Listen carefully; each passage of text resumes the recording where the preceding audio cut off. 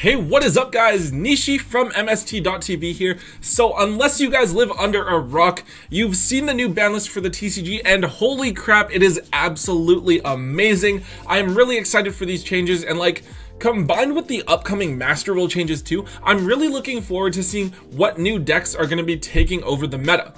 Anyways guys, with the ban list, there has of course been a ton of movement on the market as well. So what I'm going to do today is go over a bunch of the cards that were released by the ban list. So either getting unbanned or going from limited to unlimited status and so on.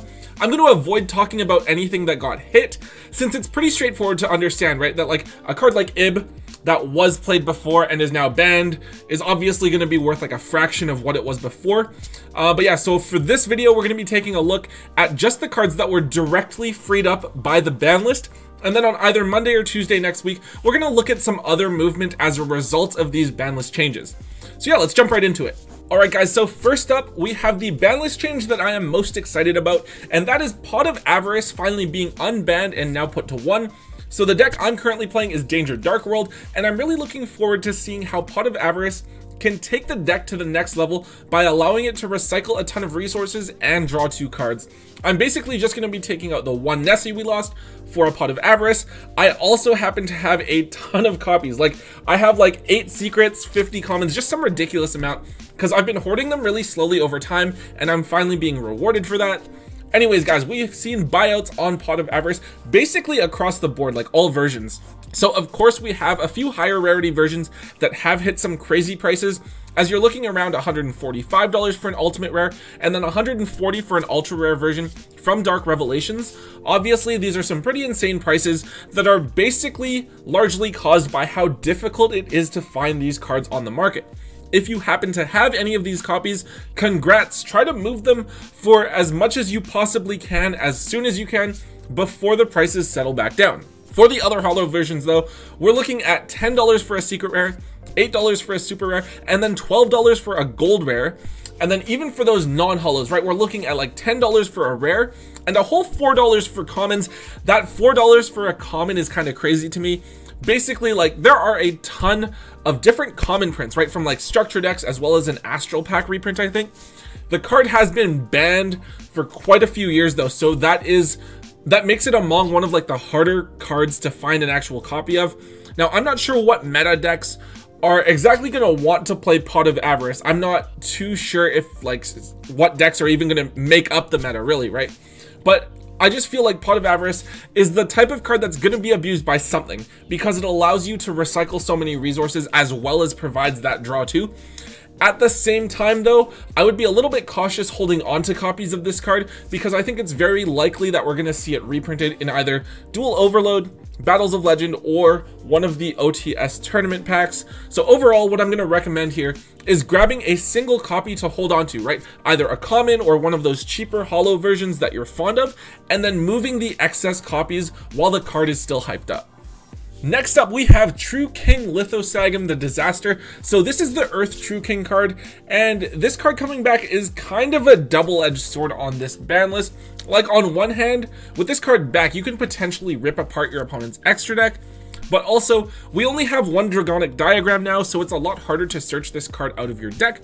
Now, I have heard a lot of people talking about how dinosaurs are actually going to be quite a good deck in the upcoming format, so it'll be interesting to see if they're actually able to abuse Lithos or not.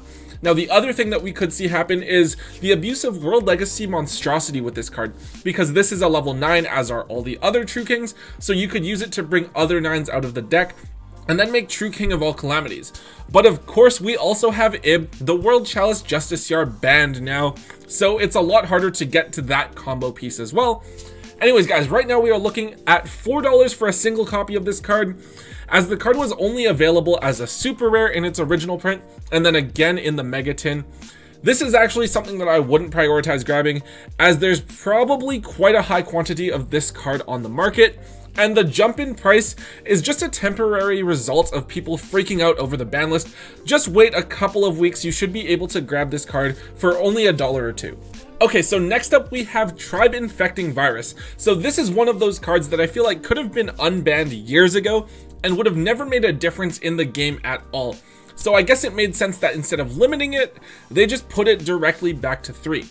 Honestly, I have a pretty hard time thinking of what decks are actually going to be able to abuse Tribe Infecting Virus, let alone like want to play it at all. The only thing I can really think of is that it could be used as like a side deck card in Mermails, because you can kind of like blow things up with it as well as proc the effects of Atlantean monsters. Anyways, because of how long it has been since the card was printed, there are only a few different versions available, and all of them have gone up in price considerably, although to be fair, the card is a staple in GOAT format as well, and has always been one of like the harder to find, slightly pricier cards in the deck.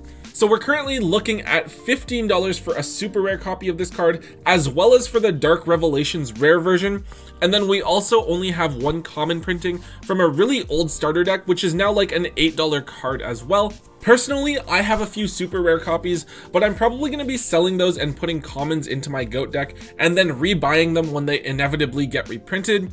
It's definitely one of those banlist moves that is going to have the lowest impact on the game, and I expect its impact on the market is going to be similarly minimal.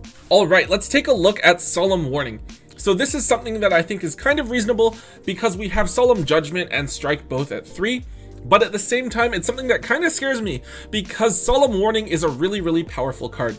Admittedly, it was stronger before when you needed to play it to get rid of your opponent's entire Pendulum Summon in one card, just like Solemn Strike, but I think it's something that back row decks like Altergeist and Subterror are definitely going to be playing.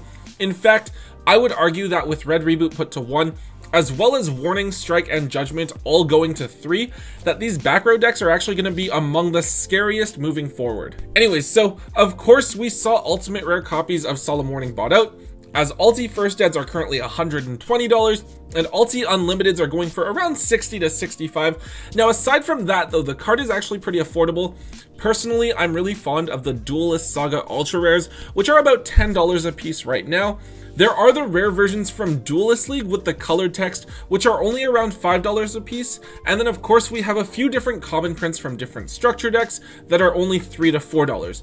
If you're playing any sort of back row deck, this is definitely something that I'd recommend grabbing a playset of sooner rather than later, because I see it as definitely being a staple form of disruption moving forward. So, really quick note here, apparently Morphing Jar number 2 was put back to 3, which is news to me because I don't actually remember this card being banned at all. I think it was the same ban list that banned Morphing Jar, but I'm not 100% sure. And then I read this card's effect and like, I guess I kind of see why, but not really. Anyways, I don't think anyone has really given this card too much of a thought recently. But even now that it's unbanned, I don't think anyone really cares unless you're like a super dedicated sort of empty jar player. If you do, well, like the super rare versions from Legendary Collection Yugioh's World are now like $4 a piece, which I guess is cool. But yeah, maybe pull this card like out of your bulk if you happen to have it lying around somewhere. Next up, we have Deep Sea Diva, a card that went from limited to semi-limited. So this move was actually really easy to see coming, as the OCG actually had the exact same move on a recent ban list of theirs.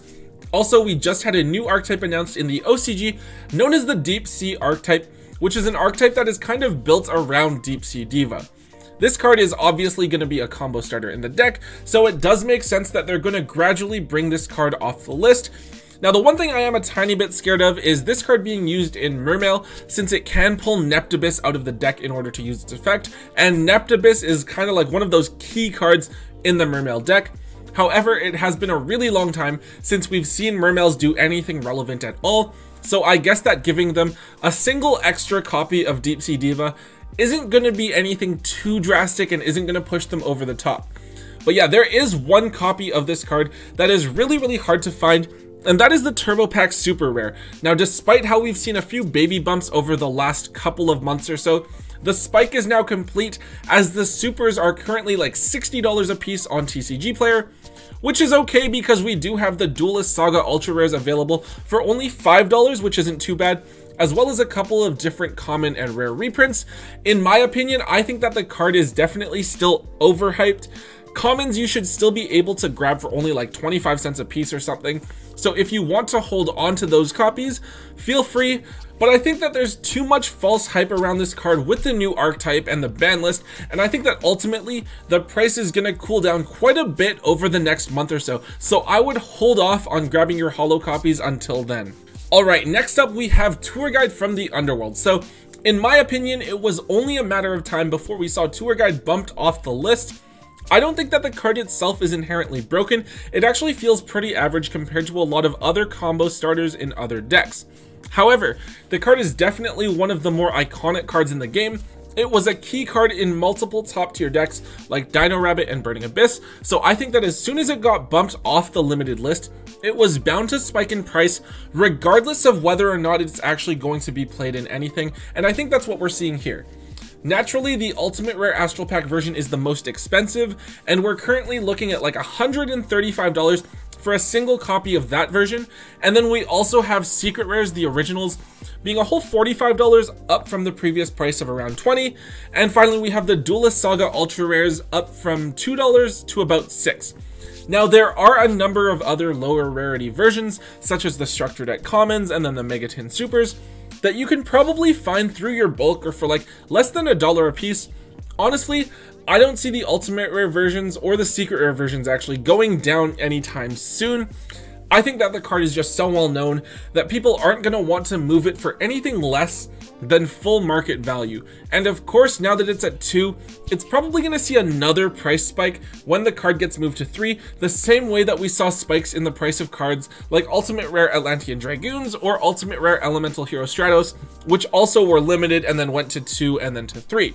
Now, I will say that there's definitely a chance that we could see it used sometime soon with the new Master Rule adjustment, as Burning Abyss could certainly be a top contending deck come April. But yeah, I personally wouldn't want to spend too much money on this card because while it is a good card, I don't think it's going to be an amazing card or a game-breaking card moving forward, and therefore I don't think is really worth all of the hype. Alright, so now we have a card that arguably never really should have been on the ban list in the first place, in my opinion anyways.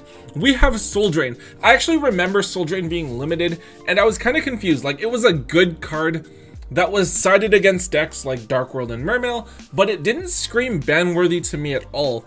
I'm not too sure why Konami decided that now was necessarily the best time to bring it off the list, but it is what it is. This card is a pretty decent floodgate against certain decks, so in the right matchup, it can be a blowout. Definitely something that will see side deck play at some point in the future, but that's going to rotate depending on the meta decks of the format. In my mind, it's really similar to cards like Rivalry of Warlords or Gozen Match. Its viability just depends on the deck you're playing and the other meta decks of the format, and the conditions being just right for the card to actually be useful. Anyways, this card hasn't been reprinted in quite a while, and its versions are actually fairly hard to find, so it is one of the pricier cards on the list.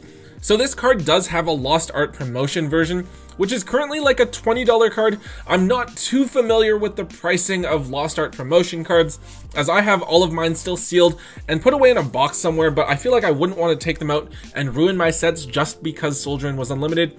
There is, however, an Astral Pack super rare version that is pretty nice for around $9 a piece. And then the rare version is actually a whole $6 because those are the only versions that are available. Now, I don't think that this card is going to see any play right out the gate, so I would actually hold off on getting it for now. It actually would have been really amazing right before this ban list because it's a great card, or it would have been a great card to use against like Thunder Dragons and Orcus. However, I would definitely keep this card in mind as something that might potentially see play in future formats in the right circumstances. So after the hype has died down, I think that this is a card that you should definitely look into grabbing a set of to keep with your other side deck cards. Alright guys, the last card that we have here is Book of Moon, another card that probably could have come off the list like ages ago. This card is finally now at 3, but despite that, I don't really see it being used in too many things. The card is still a neg 1, so unless the conditions are really specifically perfect, I don't see people getting too much value of choosing this card to play over one of the thousands of other disruption cards that we have in the game. However, now that the card has gone from 1 to 3, people have used this as an opportunity to buy out the more expensive versions of Book of Moon. So of course, with the champion pack super rare version, before we were looking at like $200 to $250 a piece. Now we're looking at like almost $700, which is just insane. If you have the money to buy yourself a set of Super Book of Moons, like, you probably don't need to waste your time with market watches like this at all. Aside from that version, we do have the Turbo Pack Ultra Rares, which are quite nice, jumping up a tiny bit to $30. And then we have the Secret Rares as well, which are personally my favorite version, sitting at around $10. Now remember, we do have like 100 different common versions of this card, so you don't have to play any of those expensive versions at all. I don't know, personally, I'd be too scared to include a super rare Book of Moon in my main deck. Like, I'd be paranoid the entire time that it's gonna get bent or something. But I guess that's not something I have to worry about, since it's been years since I've actually owned a super book. Okay everyone, that is it for today's episode. I hope that you're able to move some of those expensive cards when you guys are at your locals like today or tomorrow. Get that value while those cards are still hyped up. This week, I'll be bringing you guys another update on some of the crazy card prices that we're seeing around the market, so be sure to hit that subscribe button and ding that notification bell as well to make sure that you're around to see that. So guys, please thumbs up this video if you enjoyed it, and let me know in the comments section down below what's going on in the market with the new ban list, and I'll be sure to include as much information as possible as I can in the next episode so that everyone can be as informed as possible. And yeah, until next time guys, don't forget to hold on to your MST.TV.